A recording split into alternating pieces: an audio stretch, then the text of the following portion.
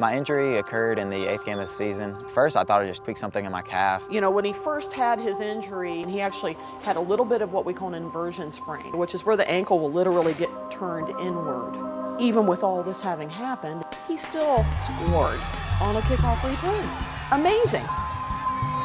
Touchdown number 21, Brendan Kelly. Then we had a 9-hour bus ride home. My leg swelled up so bad that it was about the size of my thigh. And when we got back, I went to the hospital because I started losing feeling in my leg and my foot. When I got to the hospital, they didn't really know what the problem was, so they had to call in a blood clot specialist.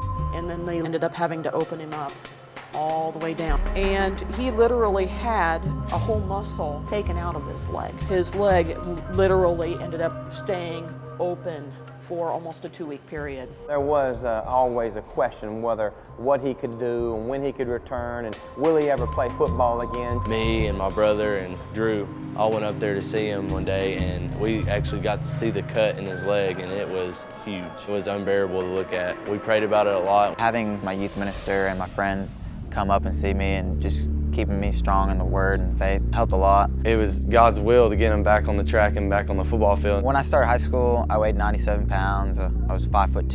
Didn't look like your typical football player. Luckily, the next year, I grew about 7 inches and gained about 30 pounds. And then I had a scholarship opportunity here, and I took it. Brendan had over 20 tackles in one game. He's not a very big guy, but he brings it when he hits you. Well, the reason we recruited Brendan was Brendan has worked out as one of those kids who does possess character, who we can count on a daily basis.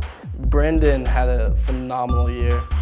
He led the defense in tackles, and he was an All-American. He played for 8 games, and then his injury happened. But Brendan was able to overcome all of that and still make All-American status. You just don't make All-American. In football, it's very difficult. You can be very talented, but you have to work hard to be the best of the best, and Brendan has done that. It's miraculous that he is as effective and as successful as he is right now because of the fact he's doing with one muscle what a lot of people can't do with 2 muscles. He models what a good student athlete should be. And that's important because some students come just to be an athlete and the academics is a secondary thing.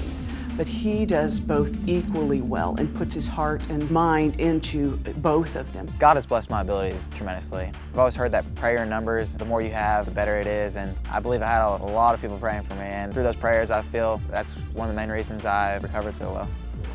I feel this experience has made me stronger because I had to work through something. God's not going to give you challenges you can't overcome. That's kind of one reason I knew I could do this. I feel it's made me stronger because having to work that hard for something and just to be back to where I was just made me a better man. My youth pastor always said, like, you're given these talents for what you're supposed to do.